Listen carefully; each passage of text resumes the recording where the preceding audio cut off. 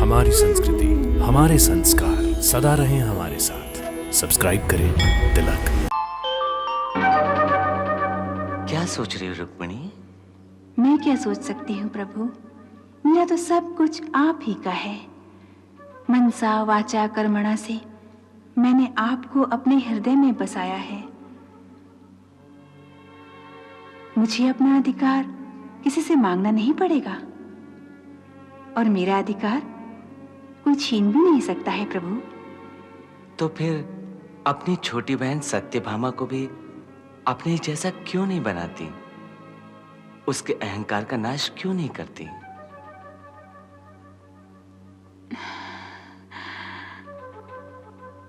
अपने प्रियजनों को अहंकार से मुक्त करके उन्हें ज्ञान के मार्ग तक पहुंचाने का उत्तरदायित्व आपका ही है प्रभु।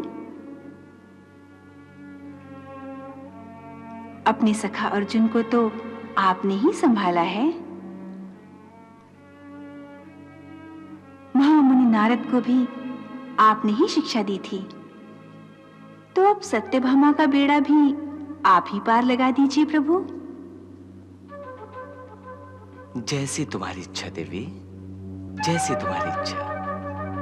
नारायण नारायण प्रभु, पड़ गई एक और जिम्मेदारी। नारायण नारायण। सखी, मैं कैसी लग रही हूँ? सुंदर, अति सुंदर महारानी। आपके इस मनमोहक रूप की बराबरी करने वाला इस द्वारका में और कौन है महारानी? इसीलिए तो द्वारकाधीश सब रानियों से बढ़कर हमारी महारानी को चाहते हैं। क्यों नहीं चाहेंगे? मैं सुंदर हूँ, उनके कुल की हूँ, और द्वारिका में स्वर्ण के अंबार मेरी स्यमंतक मणि के कारण ही लग रहे हैं। ये सब तो सत्य है महारानी, परंतु क्या? कहो। जाने दीजिए महारानी। नहीं नहीं, कहो ना, तुम्हारे मन में जो हो निसंकोच कहो। सच्ची बात तो ये है महारानी कि मैं देख रही हूँ कि द्वारकाधीश महारानी रुक्मिणी को। हाँ हाँ, क्या महारानी रुक्मिणी को?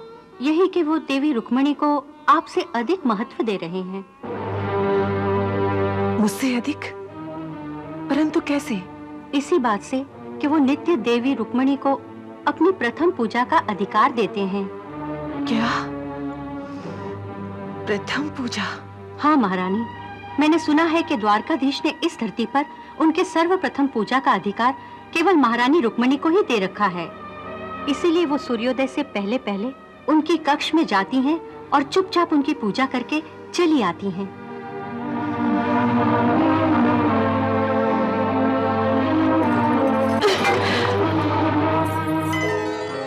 देवताओं का नियम था कि वे सूर्योदय से पहले अमृत वेला में ही द्वारिका के आकाश में प्रकट होकर श्री कृष्ण की पूजा तथा आरती करके अपने अपने लोकों को चले जाते। तत्पश्चात देवी रुक्मिणी आती।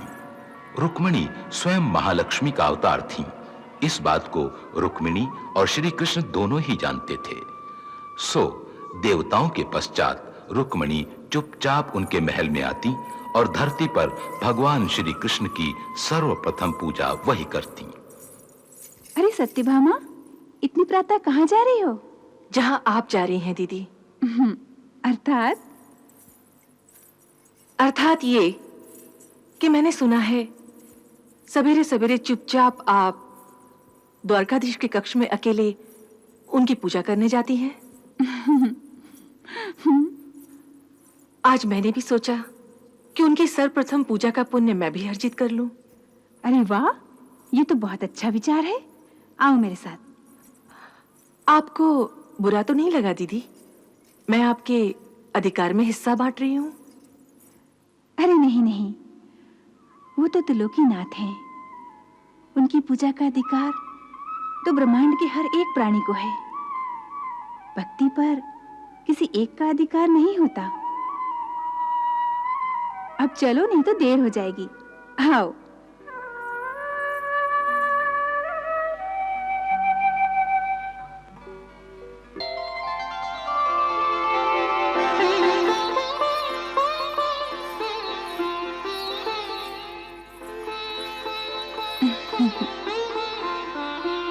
देवी सत्यभामा, आज आप नींद से शीघ्र ही मुक्त हो गई? नहीं वासुदेव, मैं तो यही सोचकर सोई थी कि प्रातःकाल मैं ही सर्वप्रथम आपके दर्शनों का लाभ लूं।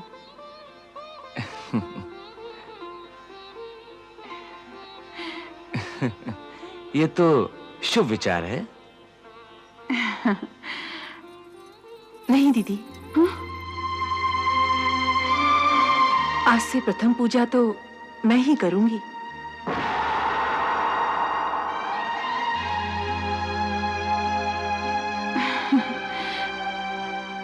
अवश्य, आज से ये अधिकार तुम्हारा हुआ।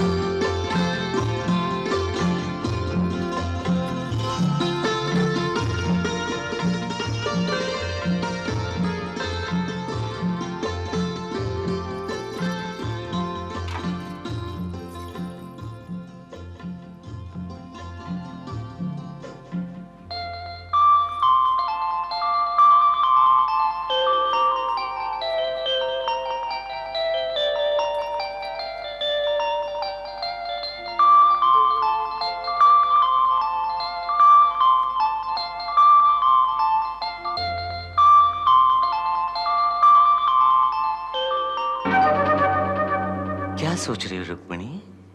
मैं क्या सोच सकती हूँ प्रभु, मेरा तो सब कुछ आप ही का है। मनसा वाचा कर्मणा से मैंने आपको अपने हृदय में बसाया है। मुझे अपना अधिकार किसी से मांगना नहीं पड़ेगा और मेरा अधिकार कोई छीन भी नहीं सकता है प्रभु। तो फिर अपनी छोटी बहन सत्यभामा को भी अपने जैसा क्यों नहीं बनाती? उसके अहंकार का नाश क्यों नहीं करती?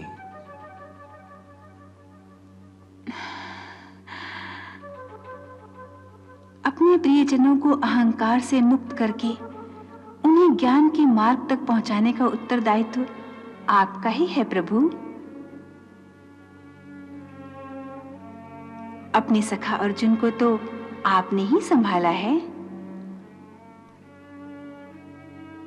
महामुनि नारद को भी आपने ही शिक्षा दी थी, तो अब सत्यभामा का बेड़ा भी आप ही पार लगा दीजिए प्रभु। जैसी तुम्हारी इच्छा देवी, जैसी तुम्हारी इच्छा। नारायण नारायण, प्रभु पड़ गई एक और जिम्मेदारी। नारायण नारायण।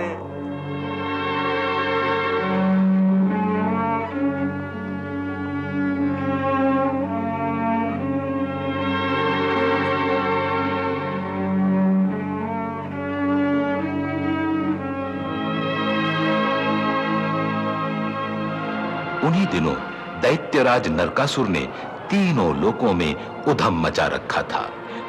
रक्षा करो, रक्षा करो।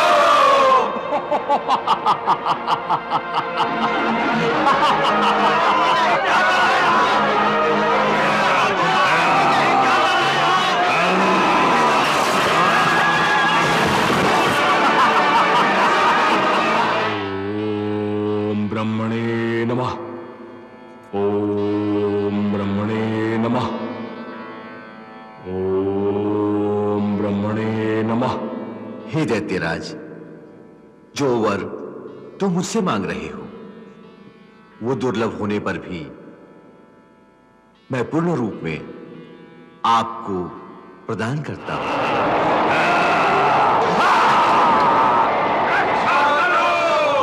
रक्षा करो!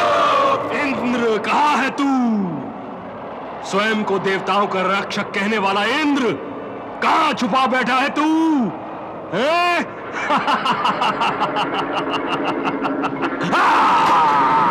रक्षा करो! कहीं तू अपनी माता के आंचल में तो नहीं छुपा बैठा है? देख, मैंने तेरी अमरावती का क्या हाल कर दिया है। अगर तुझ में साहस है तो आ, मेरा सामना कर।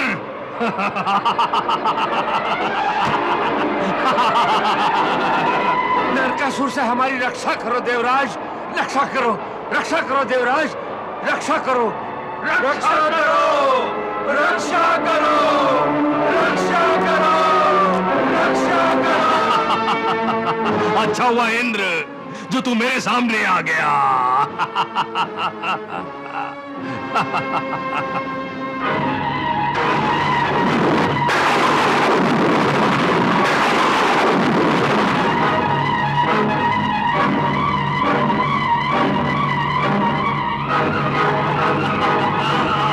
जाओ।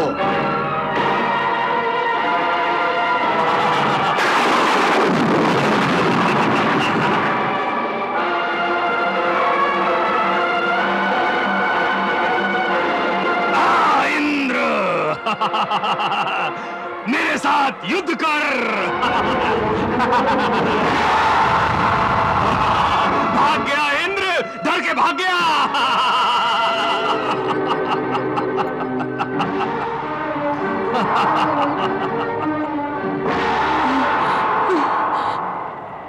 लगता है तुम इंद्र की माता अदिति हो। हाँ, परंतु तुम कौन हो जो इस प्रकार धृष्टता से बिना आज्ञा लिए देव माता के कक्ष में आ गए हो? मैं नरकासुर हूं। नरकासुर, मैं यहां तुम्हारे पुत्र इंद्र के हाथों से स्वर्गलोक का साम्राज्य छीनने के लिए आया हूं। तुम्हारा पुत्र इंद्र तो भगोड़ा निकला। मुझसे युद्ध में परास्त होकर न जाने कहां छुप गया है वो। मैं यहां उसे ही ढूंढता फिर रहा हूं। हाँ,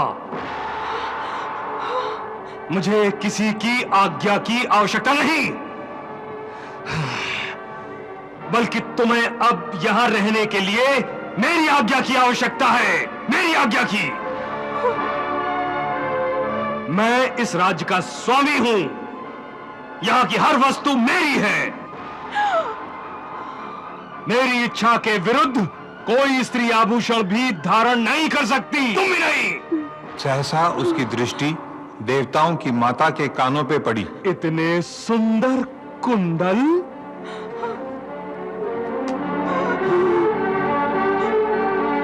तुमने मेरी आज्ञा के बिना इतने सुंदर कुंडल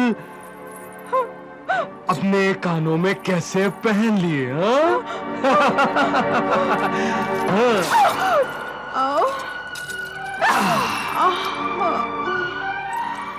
अब इन्हें मैं अपने कानों में धारण करूंगा।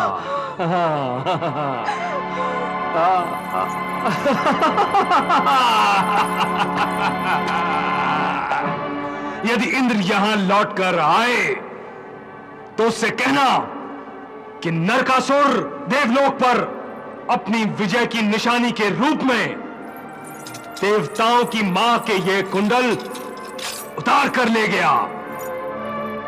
यदि इंद्र एवं अन्य देवताओं की भुजा में शक्ति है तो मुझे युद्ध में परास्त कर अपनी मां के ये कुंडल वापस ले जाएं। हाँ।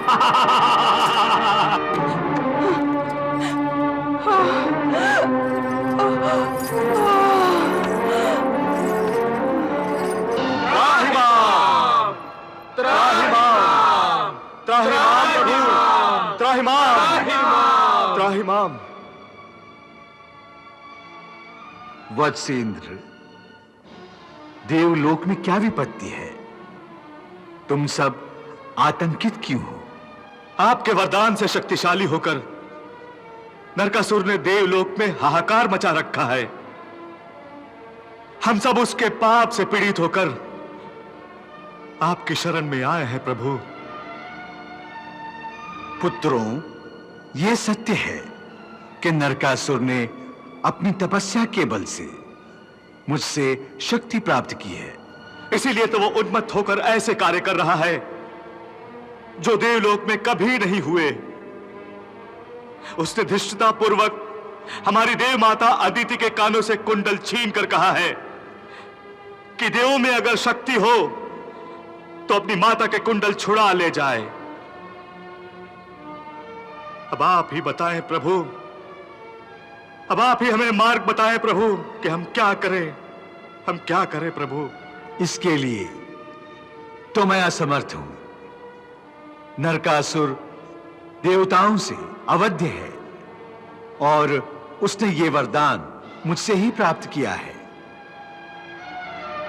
देवताओं की शक्ति उसके आगे निष्क्रिय है। परंतु देवताओं की रक्षा न हुई तो आपकी बनाई हुई सृष्टि का विधान का ही नाश हो जाएगा। देवता ही अगर नहीं रहे तो फिर धर्म का पालन कौन करेगा? पापी यदि सफल और बलवान हो गया तो कोई पुण्य के रास्ते पर क्यों चलेगा? हर जगह अधर्म का साम्राज्य फैल जाएगा। कोई किसी का सम्मान क्यों करेगा प्रभु? भला क्यों करेगा? यह सत्य है कि तुम लोग उसका सामना नहीं कर सकते, परंतु एक शक्ति इस समय पृथ्वीलोक में है जो उसे परास्त कर सकती है। कौन है वो प्रभु? वो शक्ति कौन है? नरकासुर ने मुझसे केवल देवताओं से न परास्त होने का वर मांगा था। अपने अहंकार के कारण उसने मानव को तुच्छ समझा। मानव द्वारा न मरने का वर नहीं मांगा था। सो इस समय भगवान विष्णु धरती पर मानव लीला कर रहे हैं। तुम उनकी शरण में जाओ देवेंद्र। श्री कृष्ण की शक्ति नरकासुर को परास्त करने की क्षमता रखती है। जैसी आपकी आज्ञा प्रभु, जैसी आपकी आज्ञा।